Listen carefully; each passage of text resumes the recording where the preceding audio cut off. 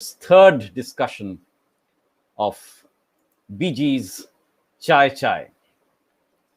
Now, we have noticed in our last discussion a standard pattern operating in Chai Chai, that the author travels from a metropolitan center to the small town, which is a jumbo junction. And then he hotel hunts, meets people, drinks in the bar, and sort of interacts with further people, travels to the sites in and around the city, and then records his opinions. We've also seen that this is a travelogue that does not only talk about the journey that he makes to the small town, but it also sort of initiates another journey into the author's own self. So it's as it were an inner journey and an outer journey taking place in the same time. And the other thing that you should also notice probably is the way in which the salient detailing of the spots, the small anecdotal details, add to the reading pleasure of the text. So on the one hand, there is this detailing of external reality, trying to find out why these stations were so important ones, and what the external and the internal, the boundary between the railway station and the town looks like. That's one. And the other is to locate the city in terms of its present and the past. So once again, another kind of a boundary that the author is trying to set. He's also taking a look at, how the railways becomes a very important part of each and every town that he visits, and is also trying to suggest, how these linked cities, as it were, create the entire topography of India, right? And also in the process trying to understand the small town psychology and the aspirations of the small town and the changes that globalization brings. So far we've traveled in the north. Now it's time to cross the Vindhyas. And the author crosses the Vindhyas with Guntakal, with the title Frozen in Time ascribed to this little station, or rather large station, but this little town. Now, after all, Guntakal is the junction station between Chennai and Bombay, Mumbai as it is now. So the city of dreams. And he's traveling from Chennai loaded with food and with his metropolitan self. Now, I will once again recollect for you, this I'm doing repetitively so that I can sort of graft this into you, the author's divided persona, or this author's multiple pan-Indian persona, in the sense that he's been brought up in small town Kanpur, he's traveled to Chennai, he's a Bengali by descent, as it were, and he's traveling to the small towns of India, fired up by the desire to travel and to look at these small stations. Right. So once again, the consciousness of the metropolitan self traveling from Chennai. And the one thing that, he does immediately is change the topography of the food. So in the journey from North India to the southern part of India, the point of entry, as it were, is through the idlis. And he immediately talks about the sort of cartons of idlis that are opened really in the train by the various people who are traveling from Chennai. And therefore, he talks about his own idlis, 4 of them, and how, he could have sort of eaten idlis by the dozen. After that, there's an interesting passage where the journey, as it were, shifts again from the external landscape to the internal landscape. And he's reading Paul Theroux's The Great Railway Bazaar. Now, we've talked about this in the first class, and we've seen how Paul Theroux becomes an important landmark in the railway travelogues of contemporary times, and how deeply the author is, as it were, inspired by Thoreau. And he's traveling with Thoreau's The Great Railway Bazaar, which is read over and over again from the first page to the last. And then he interestingly describes an interaction with Paul Thoreau in a particular workshop on travel writing that he attended, where Paul Thoreau actually autographed his copy. Now, and then he talks about, how Paul Thoreau looks like an old uncle rather than a travel writer. So I'll just read out a little bit. And he talks about Paul Thoreau coming across as a bowl of bland soup. He was like the benign uncle in the family who religiously went for walks every morning and who never went on a trip unless it was planned. There was nothing to suggest, as he gave up writing tips to the participants, that he had been a globetrotter in the literal sense of the word. But then appearances can be highly deceptive. So, once again, BG has this habit of slipping into perceptions in certain ways, the way in which a travel writer should really look like. What does a travel writer look like? Is a speculation, is an interesting speculation with a backpack, probably a bandana on his head, and a beard, who's always ready to chug out energetically, right? So, you'll have to also take a look at, the different kinds of travelers that we encounter. Compulsive travelers who are yet extremely frail, who are, pot-bellied, but who go out to travel because they have the wanderlust. So there's this question about, BG himself makes that, you should not generalize. Although then there is a tendency in his fictions or in his travelogues to sometimes go into generalization. So that is one of the narrative kind of strategies that BG uses. Often falls back upon a few stereotypes, and then once and twice he's, as it were, stumped when these generalizations don't hold true. So Guntakal, he arrives, and Guntakal is found to be an old-fashioned place where you walk down the platform and cross a railway track by foot to reach the parking area. Right. So I've got my notes here on Guntakal, and therefore what's important is that Guntakal is, once again, this jumbo junction and this very small town. And he sort of immediately runs into a hotel and finds one double-bedded AC room. Now, this finding of the hotel is a very important part of BG's, as it were, travelogue.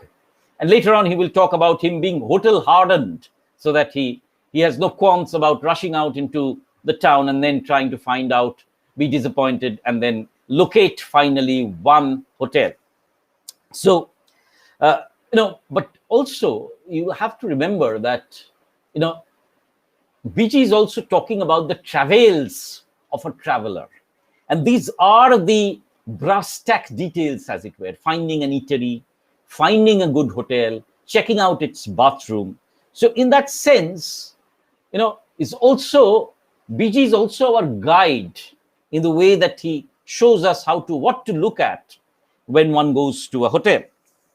And he has a spotless white sheet in that particular hotel that he goes to. And then he makes an interesting point. He talks about the town and its shops.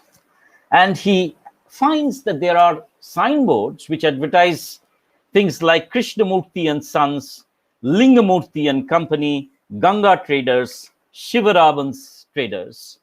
And he makes the distinction between the small town, which holds, names of people. So they have distinct identities of the traders, versus the big cities where it is the brand of the goods that keeps the surname of the shopkeeper alive.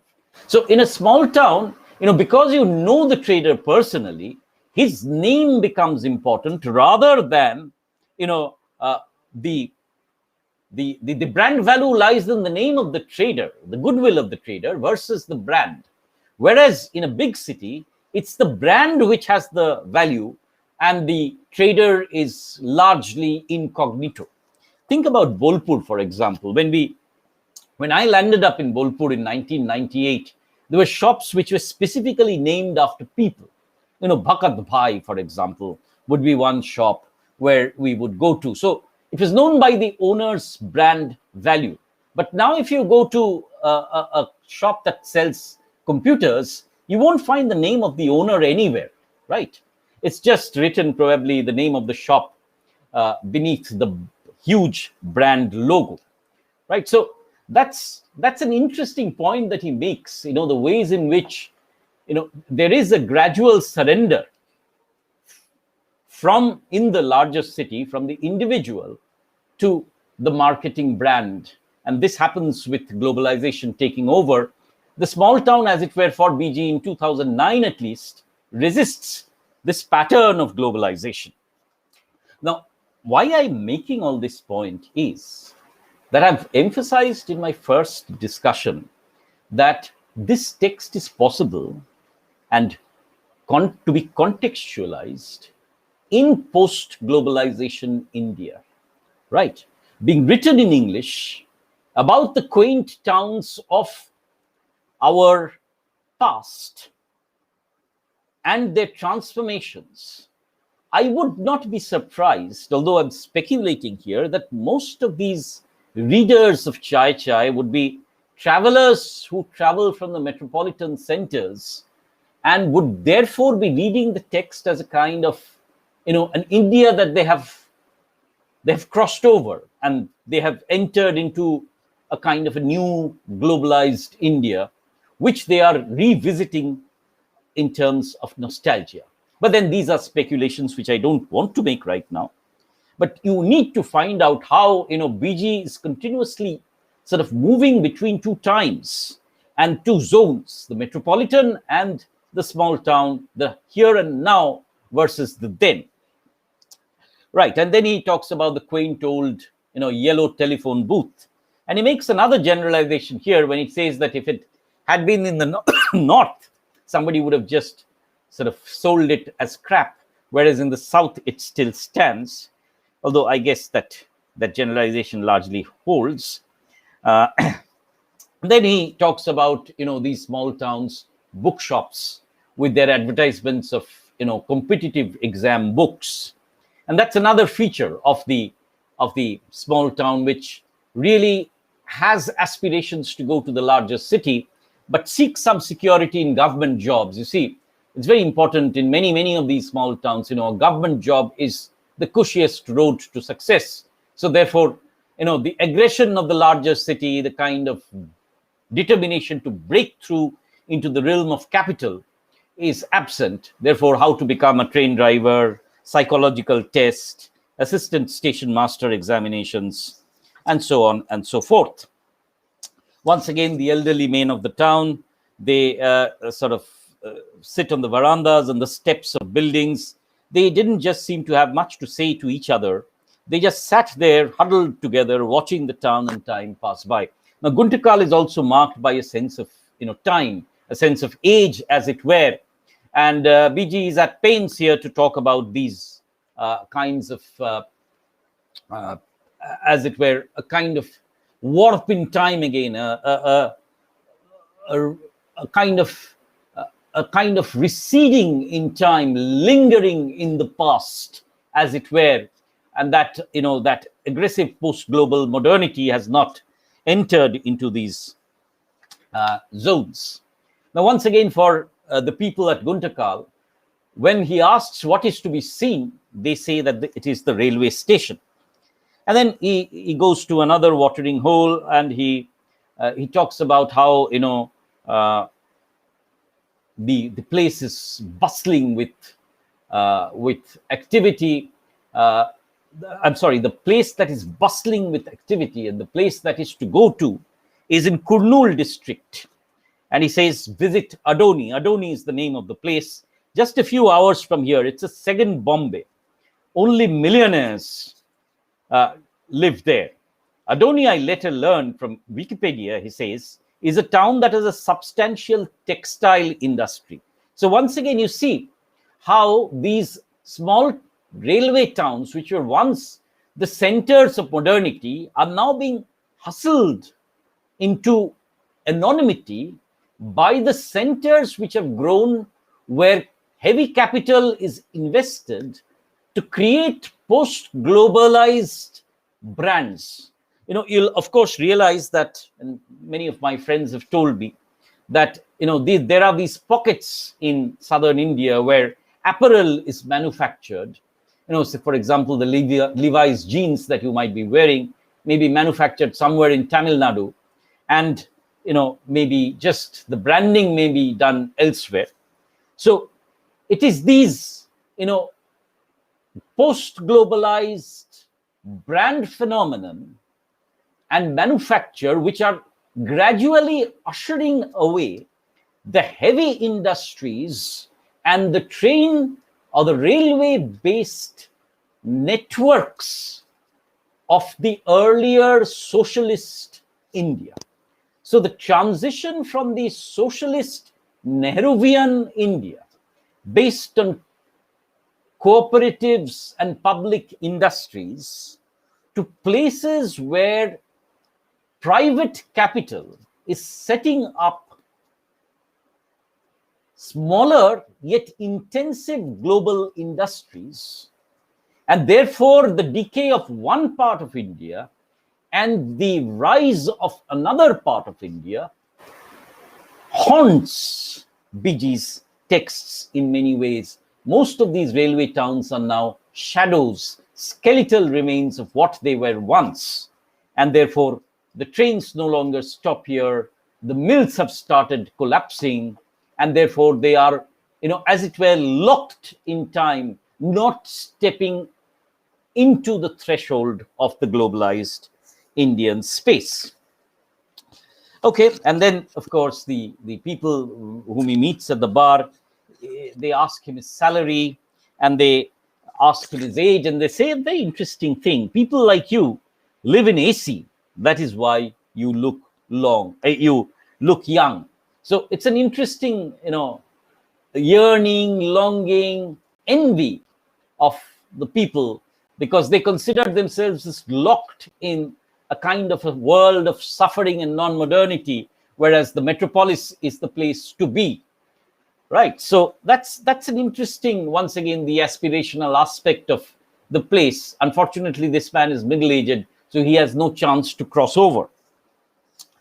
As I say, in the modern films of the contemporary period, in the 2018-19 films, of course, you have much more aggressive small town people trying to break into and successfully breaking into the urban spaces of metropolitan India.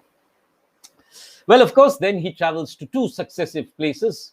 One is the Dargah of Sayyid Mastan Ali Baba, which he finds extremely peaceful, and where he finds a legend, where he finds the legend of the Reddy clan, and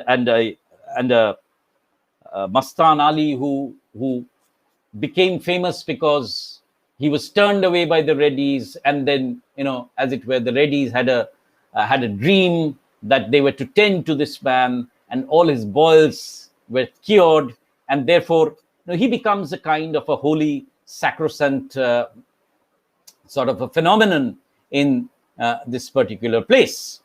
Right. So it's interesting in the way in which like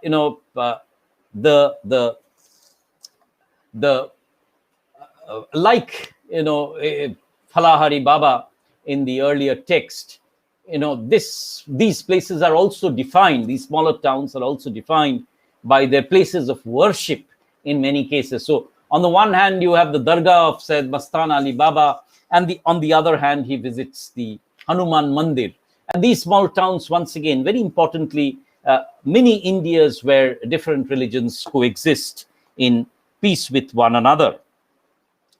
Right. So, and of course, there are slight passages which I would like you to look at. He finds that in the school There is no achievement without goals, GOLES.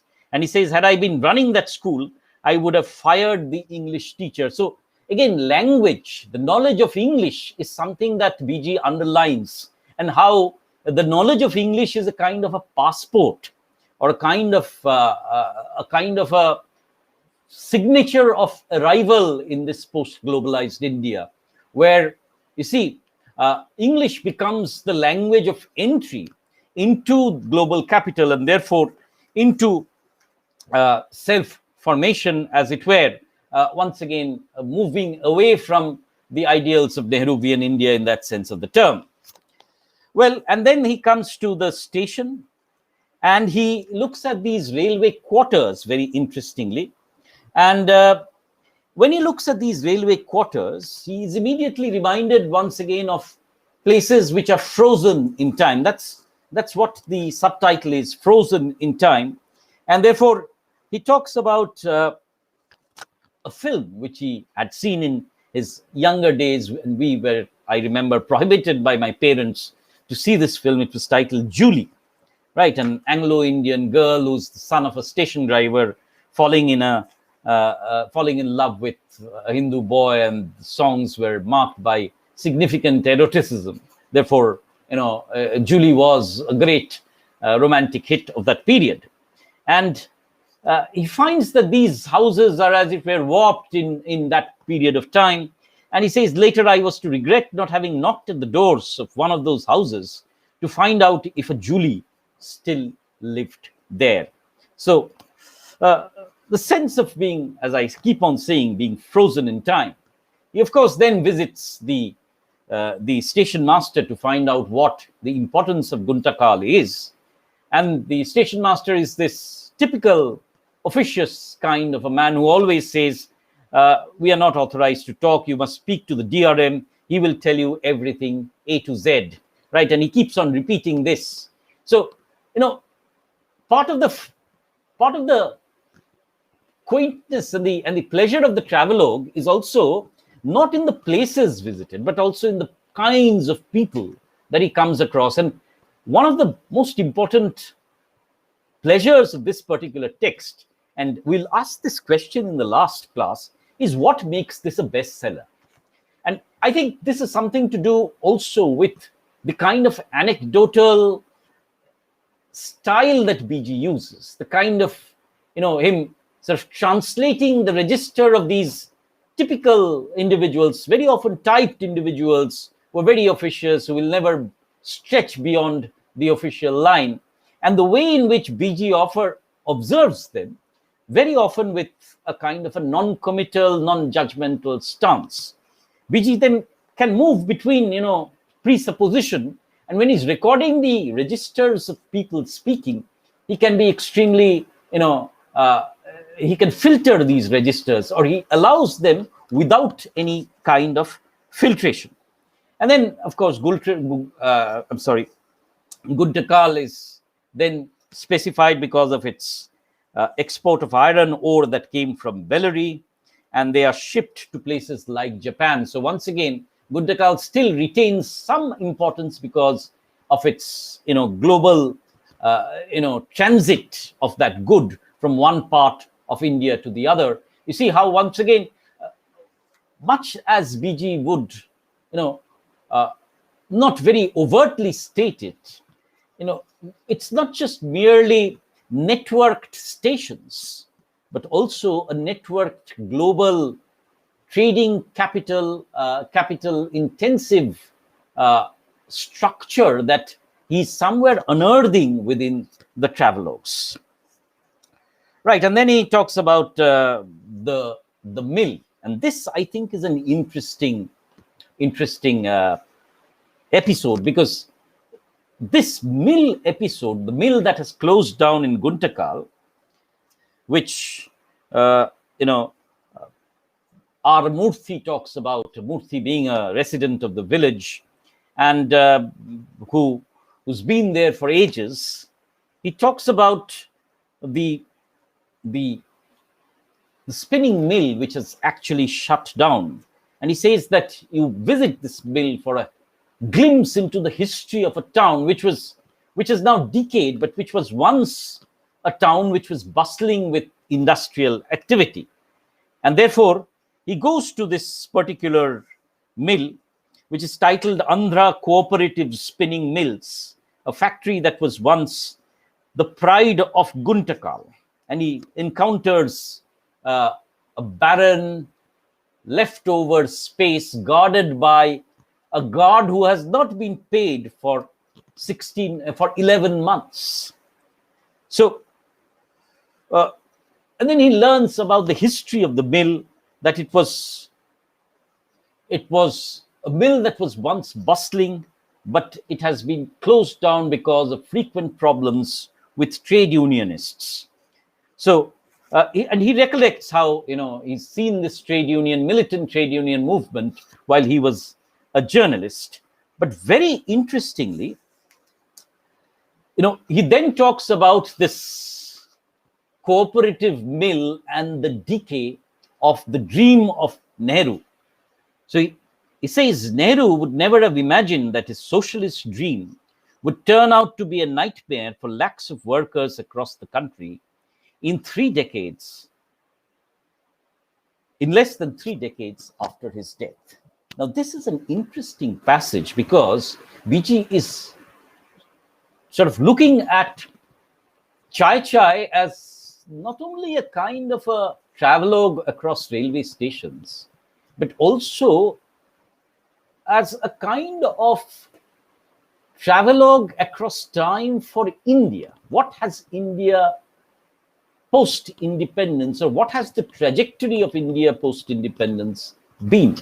And he sees, if you remember the 1990s and the early 2000s, although most of you would have been kids at that point of time, we were growing up and we were young adults at that point of time, just having reached adulthood. We saw how, these mills would all close with trade union movements, Dunlop being one of the major examples, and how thousands of people were thrown out of their jobs, and how the Nehruvian socialist dream of heavy industries, public industries, would fade away for a new global reality of private capital entering into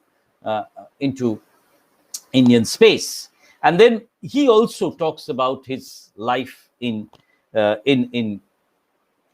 And this is very interesting because, this is how the personal history and the history of the place, as it were, overlap in many ways. So once again, as I keep on saying, that this is not just a travelogue about a place, it is equally a travelogue about himself.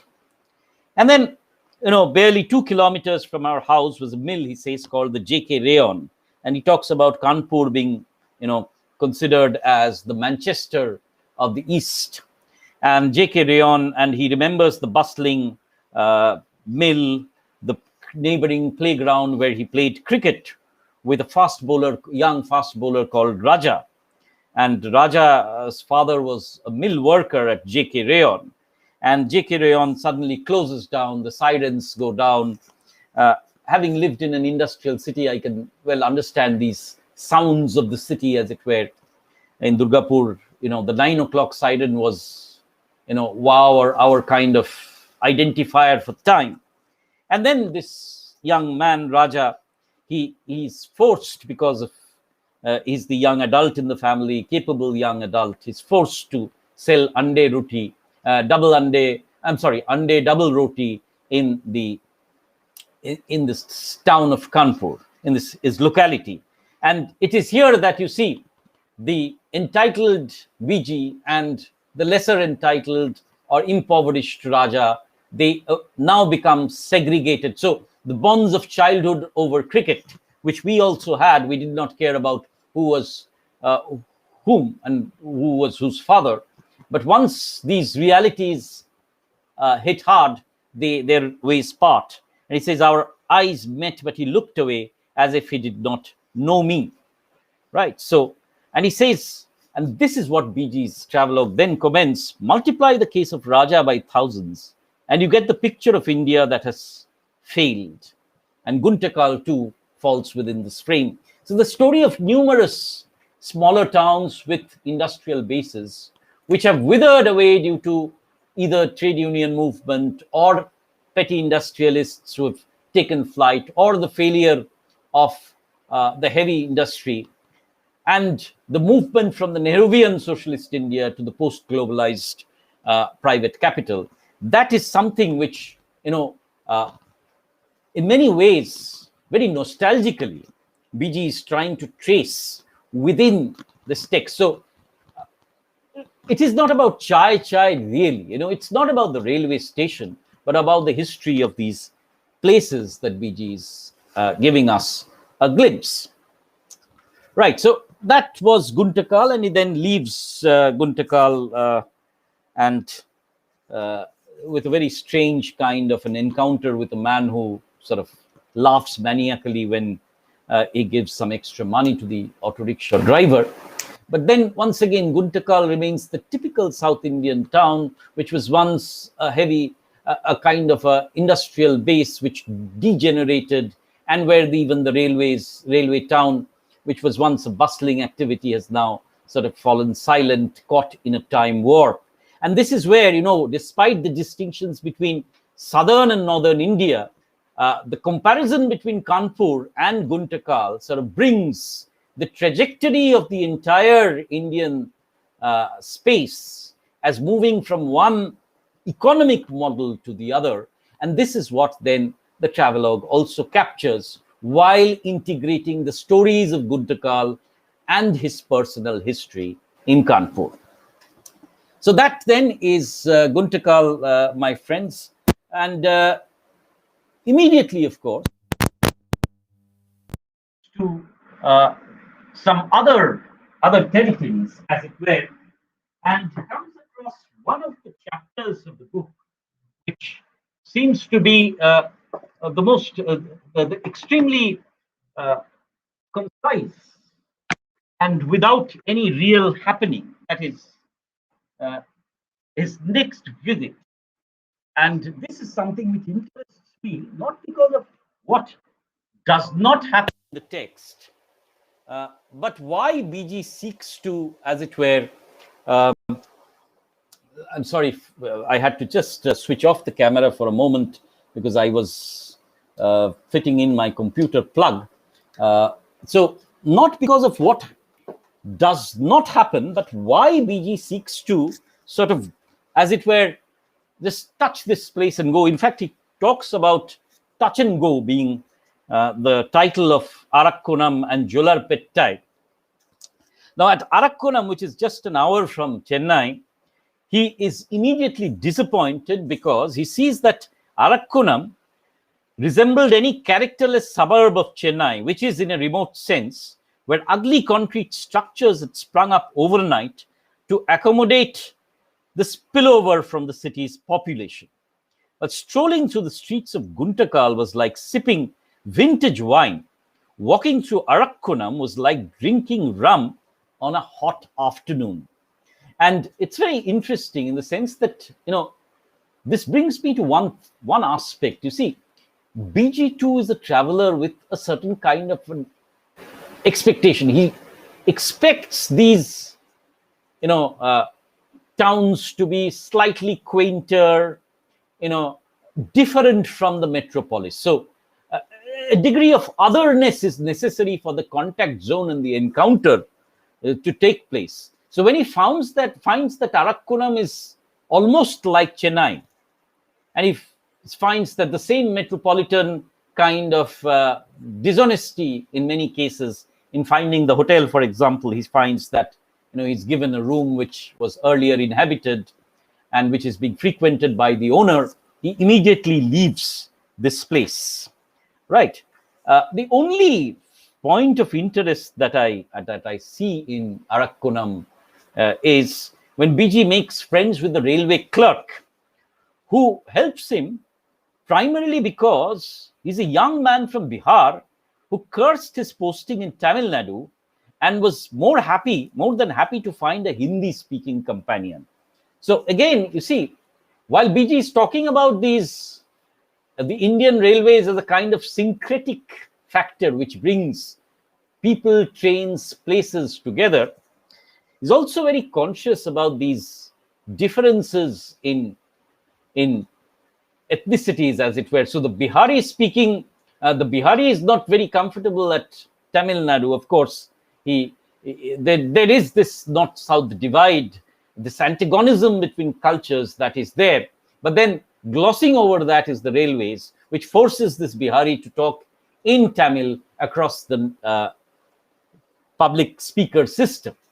So it's very interesting in the way, the pulls and the pushes, the centrifugal pull, as it were, of the railways in creating one version of India, and the centripetal force, as it were, which propels, identities which propel Indians across into their own different niches, is tracked by BG. These are very small details, but you see the pleasure and really the charm of the narrative lies, as it were, in these small details that BG writes of these very small anecdotes about people and so on. Right, then he comes to this quaint little town of Jolarpettai, and he sort of talks about R.K. Narayan, who very often traveled from Mysore to Chennai, and he talked about this station as Jolarpet. So he talks about the town which begins and ends almost, just like that, right? So there's no real expanse of the town proper. He comes across a hotel where he sees, Sonia Gandhi's picture, and he finds that there is really, no town, as it were, and that is once again emphasizing the theme of his text when he's talked about jumbo junctions and small towns. He said, I had imagined a busy town waiting to be explored someday, because Jolarpettai is a very busy station, a town that was a cross between a suburb of Chennai and a suburb of Bangalore. But out here, he says, there was no town, only a short stretch of road that catered to two basic needs of the station crowd: food and drink.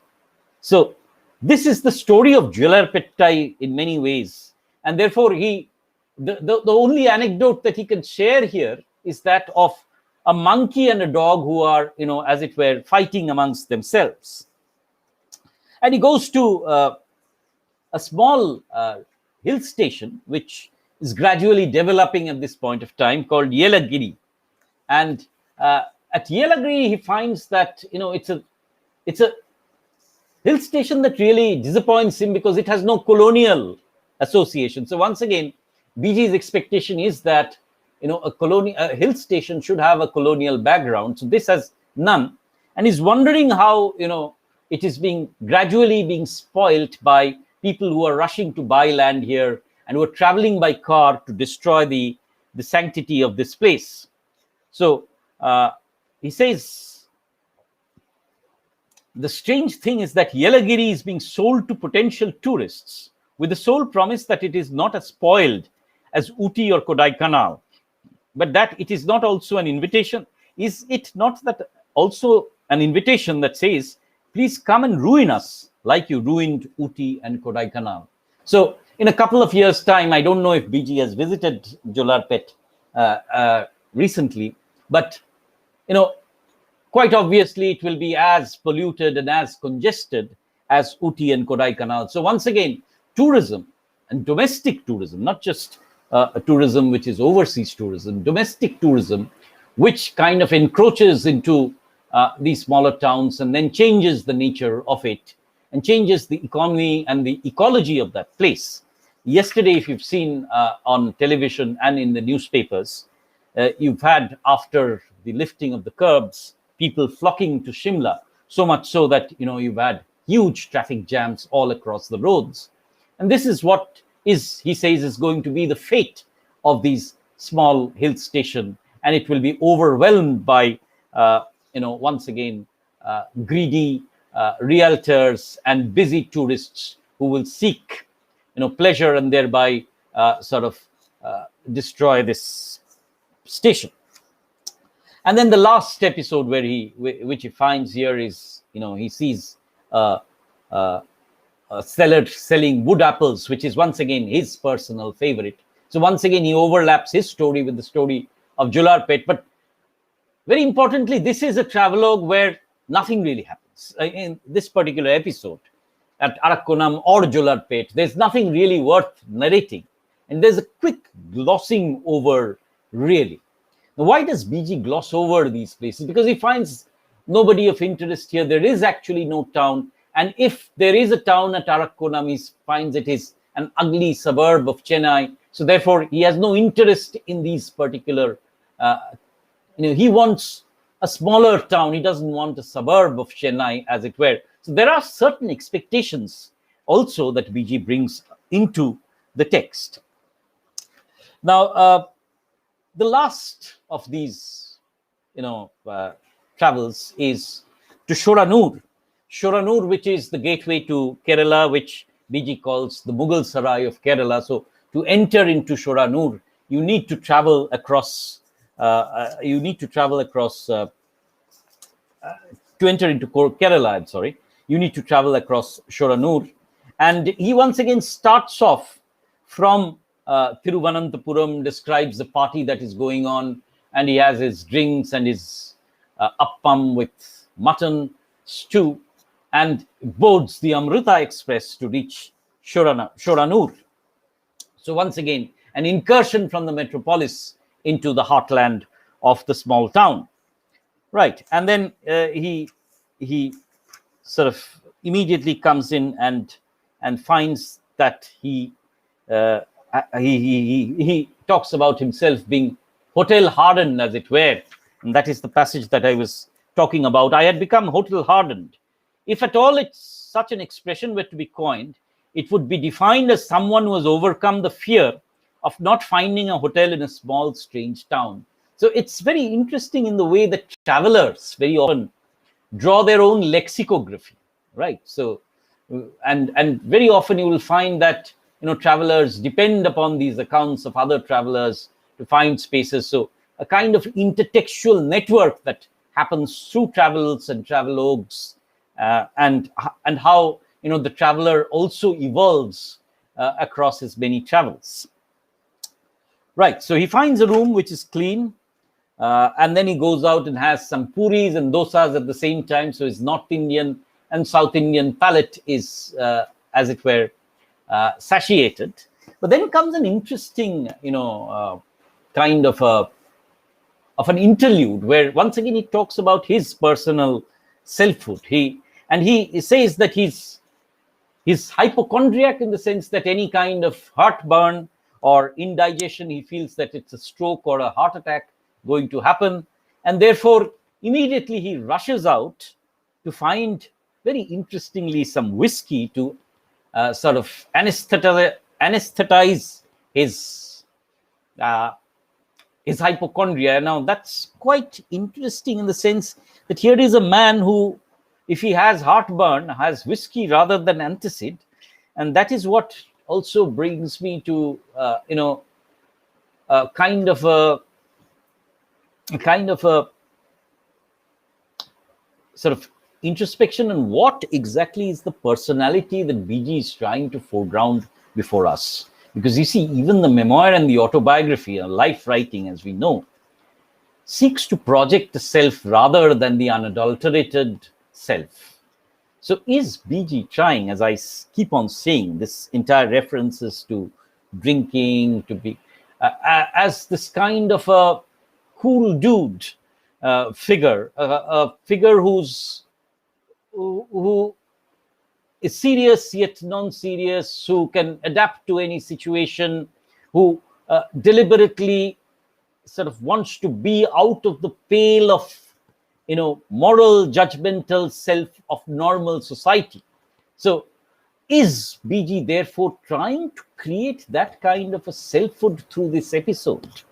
That is something which is a detail that you could ponder over and maybe ask BG why he has whiskey rather than antacid. And then he's also more anxious because the gentleman, the Keralite gentleman, Saranakutty, Shankaran Kutti, rather, I'm sorry, wants to meet him, and he proves to be a man who does not drink, this old man who does not drink, and is very upright. So he immediately dashes across the city and enters Trishur, district of Trishur, where he encounters people drinking in the bar, and he brings back a bottle. Right, and he then talks about to the people who, the auto driver, and he realizes that Shoranur is is no longer that important a station right now, but earlier it used to be.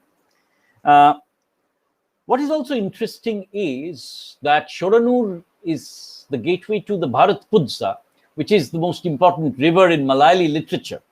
And that, he suggests that just as the Ganga is to the northern Indians, the Bharat Pudza is to the Keralites. So he seeks some kind of an inspiration from the Bharat Pudza, as it were. And then what is interesting in this particular travelogue to Shoranur is his conversation with Shankaran Kutti. And it replicates some of the concerns that he's had at Guntakal, because Shoranur is also once again a place where there were locomotive sheds and railway factories, but which have really shut down because of, once again, trade union movements. It was famous because of its cutlery and agricultural implements, and there were more than 3,000 railway employees in this town. So it was one of the most important railway towns of Kerala. But then, with politics, it has shifted to erode, and therefore Shoranur went down. Of course, there were militant trade union movements, and once again, there is this kind of idea that this Nehruvian vision of public industries as being the sole determinant of places. I've been to one of these places. I lived there, say Durgapur, which is now an educational hub rather than a steel city. Or for that matter, say places like Kalyani, for example, which were built up to be these industrial centers. And then they fizzled out because of the militant trade union movements. And therefore, the changing facades of India, the changing aspects of India. So Tamil Nadu now dominates in terms of its industrial friendliness, and Kerala, because of its communist background, has slightly receded into the background for the location of industries. And of course, there is again the hotelier who meets him, and the hotelier who tells him that his name is Abdul Majid, and they built this hotel with the money of the three brothers who worked in the Gulf. And you'll remember that Kerala is the state which exports the most manpower to the Gulf. So if you've been to Kerala, and this is interesting because I saw similar kinds of things in Kerala and Dhaka. While I was traveling in Kerala, and while I was traveling in Dhaka from to my ancestral village, what used to be my ancestral village in Bikrampur, I saw in both places suddenly very large houses springing up in the midst of nowhere. And they were called, very importantly, Dubai houses or Gulf houses, because they were built by people who had settled in the Gulf or who were sending remittances from the Gulf. So Gulf money that, as it were, once again fires the Keralite economy is very briefly alluded to in one of these passages. Of course, the Bharat Pudza turns out to be a river with a trickle, and he does not find any real inspiration from the Bharat Pudza. He talks about the sameness of the Keralite village. So this is the distinctive feature of the Keralite small town. He says, even the larger towns and the smaller towns are same because of the wiry, dhoti-clad Keralite, the Ayurvedic shops, and so on and so forth. So for Kerala, he sort of says that it is homogeneous and tries to link it with its kind of communist, friendly, as it were, homogeneity of the classes. And there is always this question that is dashed off to him about, the Bengalis and about the communists, because he is a Bengali by birth, and then he has to explain that he's not a communist Bengali who's being sort of brought up in Bengal, as it were. And once again, you see this episode where he's asked if he knows Jyoti Basu because he's a Bengali. So the perceptions, the common perceptions that people have, the prejudices, very often the kind of presuppositions that people operate with in terms of regional identities. And he goes to a barber shop and looks at a mirror. And this is a very interesting passage, the author looking at himself and trying to locate his persona, his selfhood. He says, here was a man who was a mixture of a Bengali, UP-wala, and a Madrasi, who indeed had no fixed roots and was rather glad upon it. Now, this is something that BG talks about time and time and time again, his multiple persona, as it were, his pan-Indian persona, where he can be, at home in all kinds of locations, and therefore he becomes the perfect traveler with an exposure to all cultures so that he can make comparative studies, he can identify with people, relate to them, speak many languages, and therefore is placed to write books on the Tamarind City, Chennai, or Banaras, or for that matter, Kolkata. So it's interesting in the way this entire book is not only about the railways, which creates this pan-Indian consciousness. It's also about BG, who embodies this pan-Indianness within himself, and who is a pan-Indian at a point of time of globalization. Right, and then he travels slightly upwards to a place called Nilambur, and he witnesses the greenery of Kerala and the quaint little stations.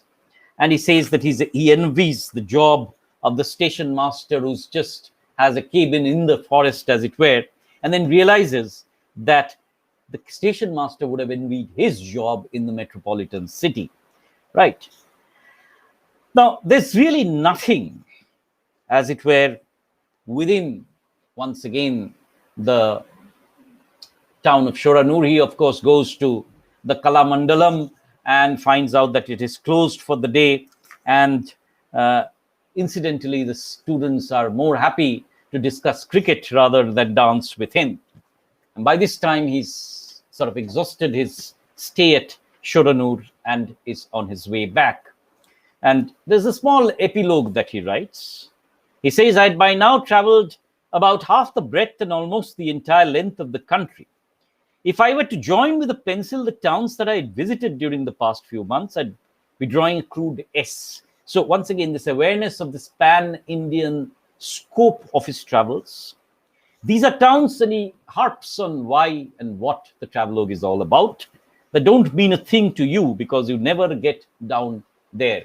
So chai chai is a deceptive call which can be heard on any station of India, right? It tells us nothing about a particular place.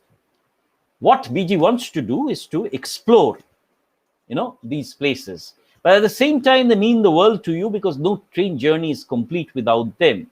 They are irrelevant, yet they are a ritual. So that is what he wants to suggest, that these places exist, these people exist, they are also India, and they make up this vast mass of people, places, smells, cultures that is India. And then he says, next time when my train halts at any of these junctions, my mind would be racing back to the lanes and by-lanes of the town. But since I've been there and done that, I would in all probability be standing at the door of my coach and looking out for the man calling chai chai. Chai chai in these stations, which are really, kingdoms, as it were, countries by themselves where the train travelers become residents. Now, a couple of points before I fold up. You see, I've this feeling really that, the first three travelogues which were taking place in northern India were much more spicier. When he talks about, say, for example, Jhansi and its crime, when he talks about Mughal Sarai and Banaras, and he talks about Itarssi also. Even if it's a small town, there are multiple more encounters. In Southern India, on the other hand, the narrative goes a little placid, right? So, and probably BG wants it to be like that because he sees the kind of placidness in South Indian life versus the turmoil of Northern India, and tries to make a subtle difference between Southern and Northern India.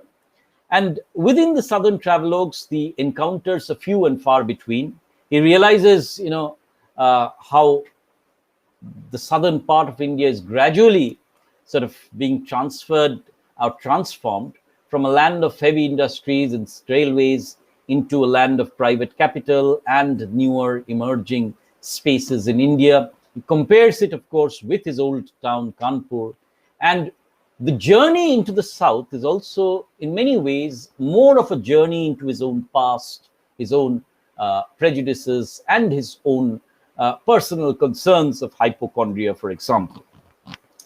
So that then, ladies and gentlemen, is the text of Chai Chai, which I thought I should discuss in some detail because it's a very new kind of text, and there are certain markers in the text which give us certain clues. We've talked a lot about BG's own personal selfhood and its pan-Indianness, its locatedness, rootlessness, rootedness. We've also talked about the changing dimensions of India post-globalization and what this travelogue means and why it has become popular, what it seeks to foreground and what it seeks to contextualize. We've talked about the small town mentality and psychology which BG wants to bring out. And we've also talked about this different kinds of encounters that take place between the station, for example, and the town, between the south and the north, between past and the present. So I'll be folding them up in potential, issues and themes, which as a syllabus text, you'll be expected to analyze in your university papers. So today at 3 o'clock then, I'll be concluding this text with an overview lecture and tie up many of these comments that we have made. I'll, of course, also talk about BG's narrative style, and I'd like to try to evaluate as to why this becomes an important landmark in Indian travel writing post-independence and especially post-globalization. So I would like to conclude this discussion at this point of time. I don't see any questions today. So maybe you can reserve your questions and ask me when I sort of take up the last class, which is at 3 o'clock today. Thank you for your patience and your presence, and have a very good day ahead. Thank you very much.